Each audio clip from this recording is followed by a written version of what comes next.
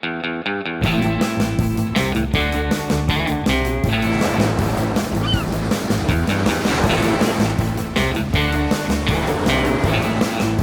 tal? ¿Cómo están? Bienvenidas y bienvenidos a nuestro video podcast Somos Más que una cara bonita. Y un cuerpo perfecto.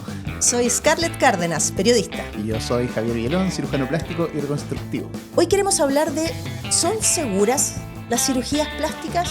Y esto a partir de un caso muy concreto. Vivian Lira, una mujer empresaria de 24 años de Brasil. Según informó Infobae, ella se sometió a 6 cirugías plásticas en una sola intervención de 8 horas en Brasil y falleció 22 días después. Su marido, Renan, cuenta que ella acudió a un cirujano plástico brasileño, Alexander Carvalho, por una reducción de mamas y una liposucción en el abdomen. Pero el médico le sugirió que se sometiera también a una liposucción en la espalda, en los brazos y en la papada, y además a una lipoescultura de glúteos. Todos estos procedimientos se realizaron en una misma cirugía de 8 horas, como decíamos. Cuando Vivian recibió el alta, su marido contó que estaba muy débil. Al día siguiente estaba al borde del desmayo y con la presión arterial muy baja. En el servicio de urgencia le diagnosticaron una embolia pulmonar, que es una de las complicaciones más graves por cirugías extensas.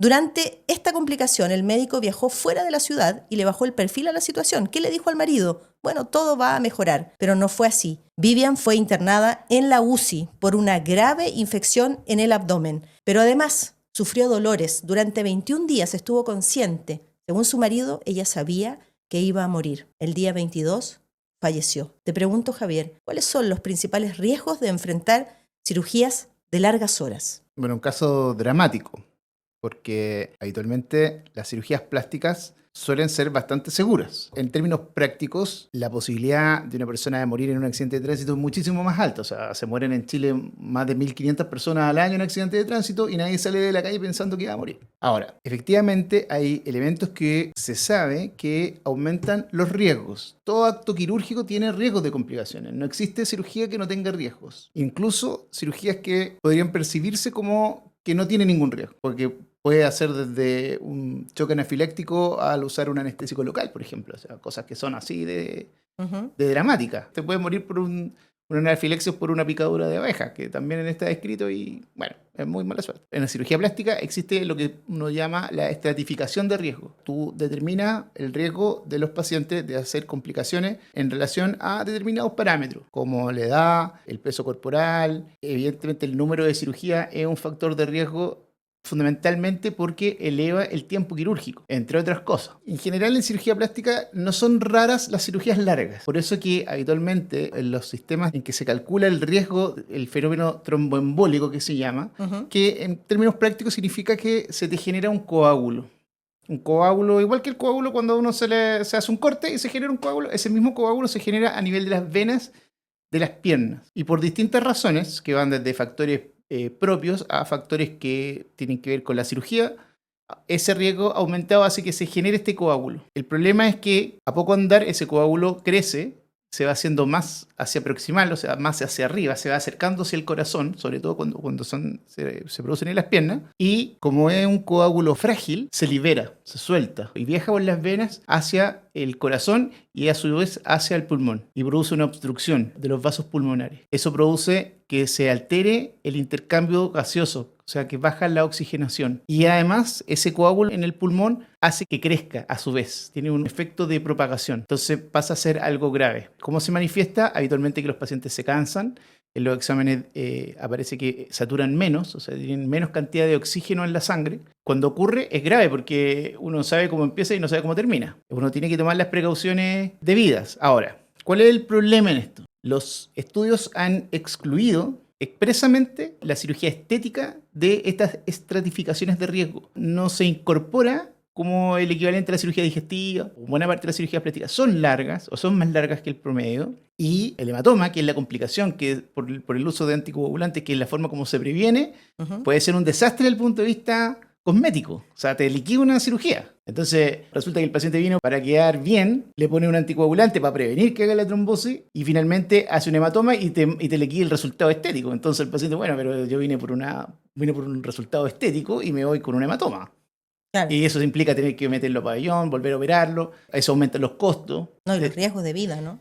Claro, lo más pero, importante. pero, como te digo, el grueso de los pacientes no les pasa nada. ¿Sabes por qué estamos conversando de esto? Porque hemos visto y surgen muchas ofertas en internet, en los portales, en fin, de cirugías estéticas, cirugías plásticas en países vecinos a precios bajos. Por ejemplo, como en este caso de Vivian, ella pidió una reducción mamaria, pidió una liposucción en el abdomen y el médico le dijo, pero hazte además reducción en la espalda, en los brazos, en la papada, lipoinyección glútea incluso. Y fíjate el resultado. Y le dijo todo esto por $5.000. O sea, 5 millones de pesos. Entonces la tentación es grande. Los riesgos también son altos. Sí. Si bien se sabe que las cirugías tienen un riesgo, que en general es bajo, no es un riesgo elevado porque hay que considerar que habitualmente en cirugía plástica tú operas gente, primero, más bien joven, dos, sana. Raro que los pacientes tengan alguna enfermedad extra, pero efectivamente la cirugía combinada, particularmente cuando dura más de 6 horas, pareciera ser que es un elemento que por sí solo aumenta el riesgo tromboembólico. 6 horas. Sí. Ahí parece estar el límite. Está entre 4 y 6 horas. Pero ahí parece moverse el número mágico en esto. Yo, en general, no hago nada que yo sepa que me demoro más de 6 horas. Yo. Pero cada uno sabe dónde le aprieta el zapato en ese sentido. La literatura médica no te pone un límite, sino que dice, mira, pareciera ser que por aquí va la cosa, entre 4 y 6 horas. Si yo me demoro alrededor de 6 horas o a veces incluso menos cuando tú haces cirugías combinadas que no son raras dentro de la cirugía plástica. Uso la profilaxis química, que es usar heparinas de bajo peso, o hoy por hoy hay algunos anticoagulantes orales que también son muy efectivos. Tú decías, hacer varias cirugías a la vez en cirugía plástica no es infrecuente. Por No. ejemplo, ¿qué combinaciones ves tú a menudo? Por ejemplo, hacer cirugía de mamas y contorno corporal. Abdominoplastía, lipoaspiración y, no sé, un aumento mamario, por ejemplo. Pero hay cirugías que uno sabe que se demora más que en otras. Habitualmente, no sé, una reducción mamaria es más demorosa que un aumento mamario. No es lo mismo aspirar 1 litro que aspirar 4 o 5 litros. No es lo mismo agregarle, por ejemplo, lipoinyección glútea. Y ahí sí parece que hay un punto como de quiebre. La lipoinyección glútea es un elemento que aumenta el riesgo de trombosis más allá que el resto de la cirugía. Tú estás hablando de la cirugía para inyectar grasa en los glúteos. Así es. ¿Por qué hay más riesgo? No se sabe exactamente porque hay una variedad de técnicas. No todas las técnicas son iguales. Habitualmente, salvo que uno use un ecógrafo, es una maniobra que es ciega. Entonces uno asume que está en un cierto plano sobre el músculo subcutáneo. Hasta hace, yo creo que unos 5 o tal vez un poco más años atrás, la técnica era de inyección intramuscular de grasa en el músculo glúteo. El problema es que tú no sabes cuánto mide ese músculo glúteo, entonces no cuesta nada pasar bajo el músculo glúteo, donde sí se sabe que existen unas venas súper grandes en las cuales uno puede inyectarle grasa directamente y ahí se puede generar otro fenómeno que se llama la embolía grasa. Un patacón de grasa entre al sistema venoso y genera lo mismo que te comentaba recién, ¿ya? Pero aquí es un émbolo mecánico, o sea, tapa los vasos pulmonares. Y eso hace que además se genere un coágulo. Es una complicación súper dramática que habitualmente ocurre en el intraoperatorio inmediato, o sea, se inyecta la grasa y el paciente entra en paro. ¿De inmediato? O sea, sí, no, una cuestión dramática, así, así terrible. Es la cuestión más terrible que le puede pasar a un cirujano plástico.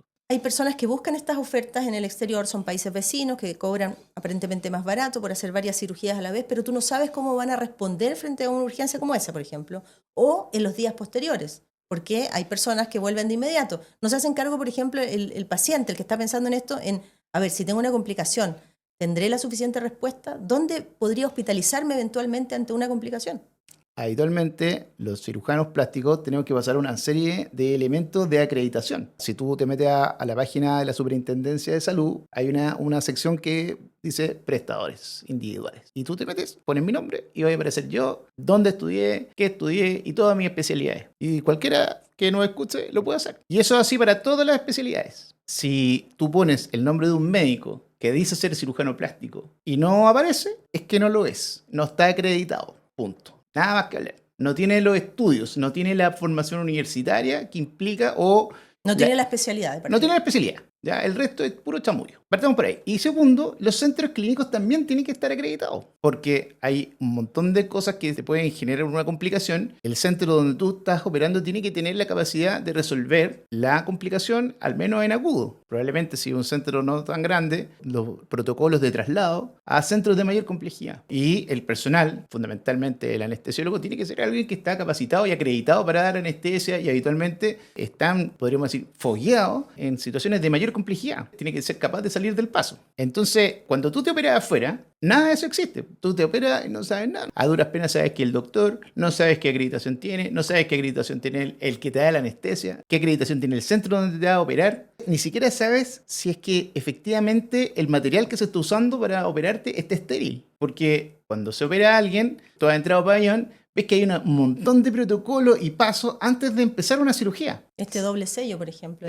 Hay un doble, claro, el material viene en una bolsa doble. Si se genera una perforación, no contamine lo que está adentro, y adentro va un testigo que le llaman, que indica que lo que está adentro está efectivamente estéril. Y no sabemos si esos resguardos se respetan en otros lugares. O sea, ni siquiera sabes si lo hacen. Entonces, es un riesgo no menor. No sé, es como que a nadie se le ocurre comer pescado si tiene mal olor. Esto es parecido. O sea, de verdad, tú mira, ¿en qué cabeza te operaste en este lugar? ¿Qué explicación dio el cirujano plástico brasileño de lo ocurrido? Él dice que Vivian tenía una especie de gripe al momento de ingresar a pabellón. Es decir, tenía indicios de una infección pulmonar probablemente. Y uno dice, grave, ¿por qué operó? ¿Por qué decidió operar entonces si ella terminó derivando en una neumonía? Efectivamente, una cirugía electiva, como es una cirugía estética, implica que un paciente tiene que estar en óptimas condiciones. Tiene que estar sano. Si tiene alguna enfermedad crónica, esta debe ser en un rango leve y